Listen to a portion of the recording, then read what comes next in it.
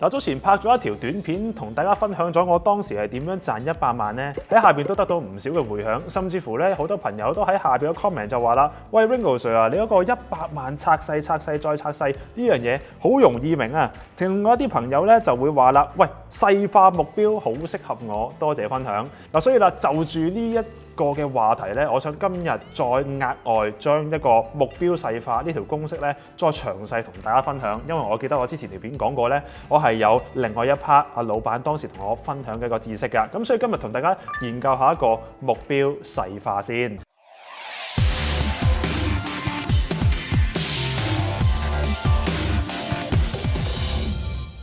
嗱，其實咧炒股票也好，財務自由、買樓收租啊，或者做定期都好，最尾嘅目標都係揾個錢嘅啫。但係點解炒股票好似咁鬼死困難啊，咁鬼難學㗎？又或者有啲人就話啦：你教我炒股票啊，要財務自由，我係發夢啦！我仲有幾版貨要送啊，我邊得閒搞咁多嘢？所以咧喺香港咧，大家嘅生活壓力都十分之大嘅，源於大部分人過分忙碌。即係坦白講啦，即係身不由己。喺香港啊，老闆又唔容易加人工啦，消費嘅指數又高啦，食餐飯晏晝最少都要60-70蚊喎，點頂啊？何來有嚿錢俾我啊？有錢我先做到投資嘅啫，冇錢嘅話，唔通我攞1蚊嚟做定期啊？對不對？咁所以啦，喺生活上邊咧咁鬼困難，再同大家去討論一啲幻想啲嘅嘢啊，即係財務自由啊，月賺10萬唔使做啊等等咧，確實好多人都真係幾驚㗎啦。原因在於咧，我哋不斷希望咧自己可以達成財務自由，因為呢一 part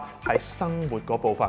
但係偏偏我哋要完成生活之前，我哋首先搞掂生存先啊！大佬啊，我上有高堂，下有妻兒，而家咧仲要係一個家庭上面照顧4大長老，下邊仲有個細嘅要養，2個人嘅收入要頂1、2、3、4、5或者6個人嘅收入，仲要未計自己喎，咁當然困難啦。咁所以啦，喺個炒股票上邊咧，我哋都會了解得到，如果我哋一開頭定個目標過分大嘅話，就會遇到好多嘅困難啦。自然我哋就會卻步唔去學，因為我都未搞掂生存，我點樣去追求一啲理想呢？當時我個老闆呢，亦都咁樣同我哋呢班後生仔講：喂，後生仔，不如唔好咁快諗住賺過百萬先啦。嗱，以前年少氣盛就諗住我一出嚟做金融財進，連賺1000萬，好似好威咁。咁但係啦，老闆呢都知道我哋呢班人過分氣盛，所以我哋就慢慢研究下咩叫做目標細化啦。OK， 今日有個詳細嘅公式同大家研究。嗱，去翻2014年嘅時候咧，啱啱入職，我哋又有10萬蚊嘅本金。當時老闆第一樣嘢就叫我哋嗌目標。咁正常嗌目標咧，點都要嗌大啲啦，係咪？因為我哋希望自己作為一個金融財進咧，閒閒地每個月都要出6位數人工啊嘛。咁所以我就話啦，嗌就200萬、300萬，大家好興奮，反正吹啫嘛，吹嘅話要吹大啲啦。如果唔係咩叫吹脹啊？對不對？所以當時個老闆咧喺我哋嗌完目標之後，仲有呢一個嘅 Excel 表同我哋細化我哋嘅工作明細表啦。嗱，我哋首先以當時一個年少氣盛嘅 Ringo Sir 就期望自己每年賺200萬，所以我就打個200萬落去啦。1年我哋諗住賺200萬，老闆咧就叫我哋除翻12個月，除翻12個月平均數咧，我哋就可以將上面呢個數字除翻12啦，即係話大約每一個月我哋要賺166666.667，跟住再除翻4，就係揾出我哋每一個星期要賺到嘅錢啦。原來要連賺200萬，每一個星期嘅目標要賺4萬蚊左右嘅喎。好啦，再除翻每一日咧，就再將上面嘅數字除翻5啦，即係大約，原來每日平均要賺嘅錢係8000蚊左右。咁當然我哋就會話，睇落去都唔係話特別難啦，即係以為每日要賺10幾20萬咁樣噶嘛，係咪？咁所以啦，大約計到條數咧，每日我哋要賺8000幾蚊。好啦，由於當時我哋嘅職位係一個 day trader， 即係每日去做結算，甚至乎咧會上午同埋下午去結算，因此我哋就會計埋，如果每一個週期即係上午市同埋下午市會賺幾多錢咧，就係再將上面呢個數字再除2啦，就4166左右。咁如果你話顛到我要計每個鐘頭都得㗎喎。嗱，每個鐘頭大約係朝頭早9點半炒到晏晝4點咧，全日嘅交易時間大約你話整數嚟講，我5粒鐘到啦，因為有啲時間係唔做交易㗎嘛。咁所以咧，你亦都可以將每一日除翻5個小時，即係大約每個小時我要賺1600蚊左右。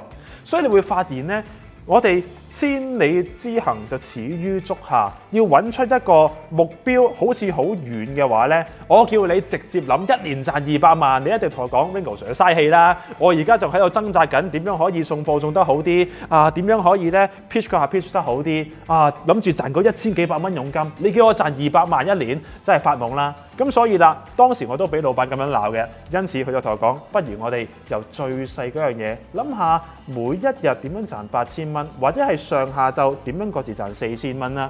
好啦，嗱，得到呢條數之後呢，我想大家再下一步去諗一諗喎。好啦，假設你嘅目標真係200萬先，咁我哋就目標係諗住有4000蚊啦。好啦，4000蚊呢，我哋都可以再諗多一樣嘢，到底你希望每一個週期你做幾多個交易數字啦？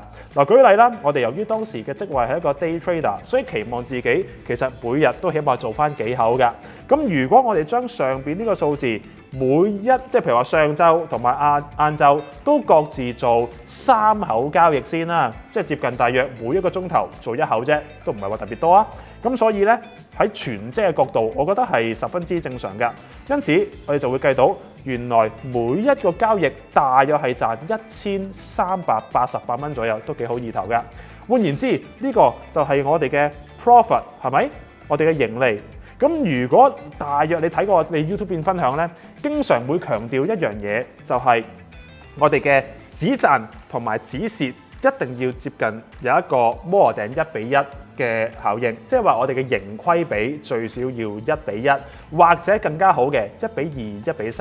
咁我舉個例子，如果我哋要每一次賺1388蚊，再除翻2嘅，就代表我哋每次可以輸嘅金額啦。所以我哋可以將呢個數字再除2，就代表我哋每一個交易期望自己最多輸幾錢。好啦，當你發現之後，原來1年賺200萬，我哋第一樣嘢係要諗啊。假設你係做一啲 day trader， 每日炒6口嘅話，我哋起步呢係唔需要諗得太過分遙遠嘅。相反，我哋尋求每一次交易係輸700贏1400就已經足夠㗎啦。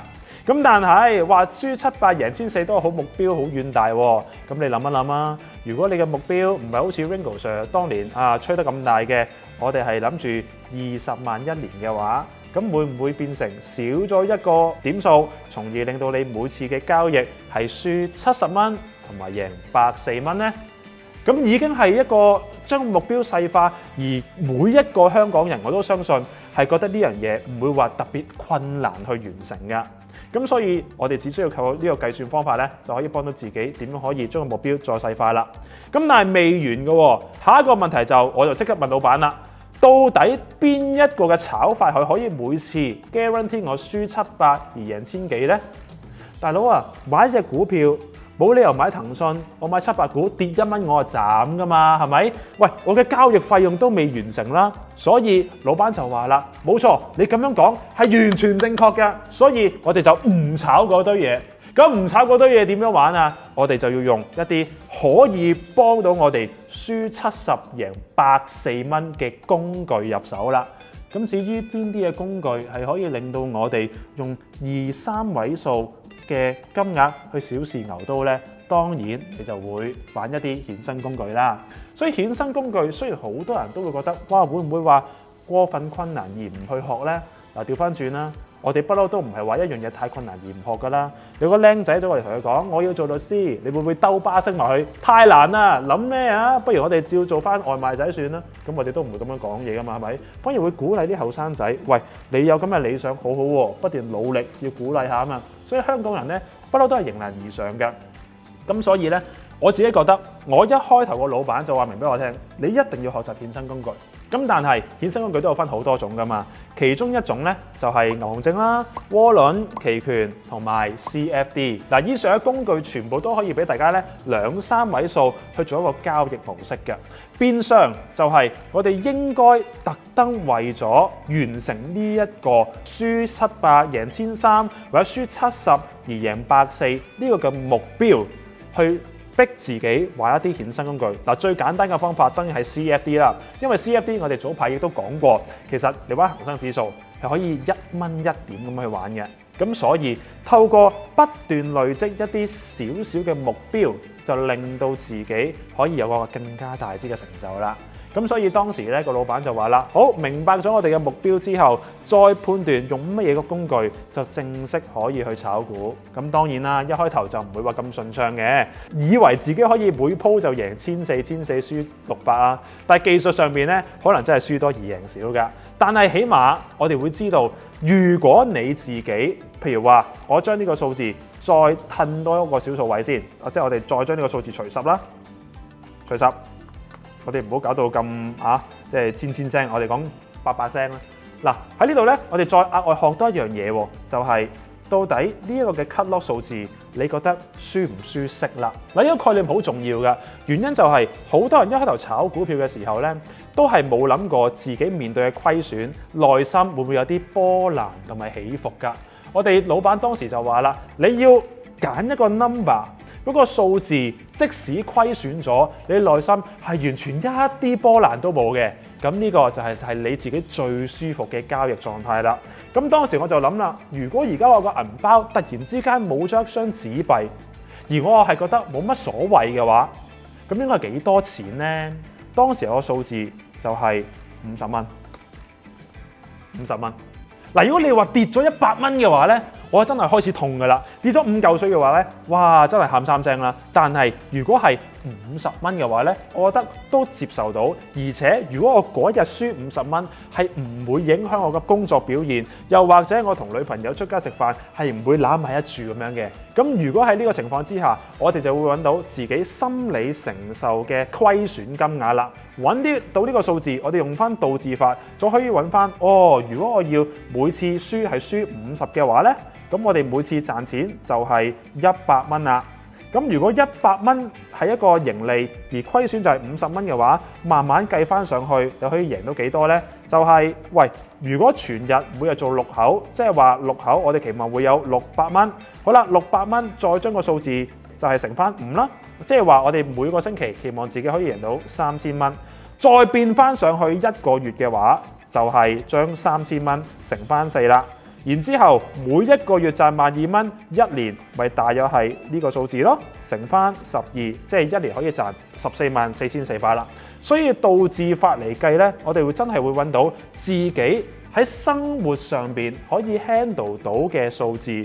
好多時我自己都覺得呢，我同啲學生講，阿 Sir，我真係唔夠膽去諗財務自由，我就問點解啊？財務自由咁好，而係我唔夠膽諗你哋嗰啲目標啊！你哋定嗰啲好勁啊，100幾萬、200萬，甚至乎呢係可以諗住一年賺1000萬，呢個數字太大，我唔夠膽諗啊！冇錯。呢個嘢我絕對認同，所以我哋唔應該去追隨他人嘅財務自由目標，反而第一樣嘢問下自己，你可唔可以有少少嘅小成就，慢慢逐步去建立翻一個信心呢？當你小成就越多，信心就會增加。信心增加，自然提高到個興趣，興趣增加，自然你嘅成就就會越嚟越大啦。所以人哋目標，人哋嘅生活就係人哋嘅事，我哋都係要過翻自己財務自由嘅目標嘅啫。所以講到尾，再強嘅 trader 都係2位數起步，慢慢練就個成就同埋膽量嘅。希望今條片可以幫到大家喺個目標上邊，唔單止係做交易，或者係你嘅人生目標都可以有一個咁樣嘅倒置法嘅計算，令到大家早日達到自己理想嘅財務目標啦。多謝各位，咁我哋今條片去到呢度，各位同學落堂，拜拜。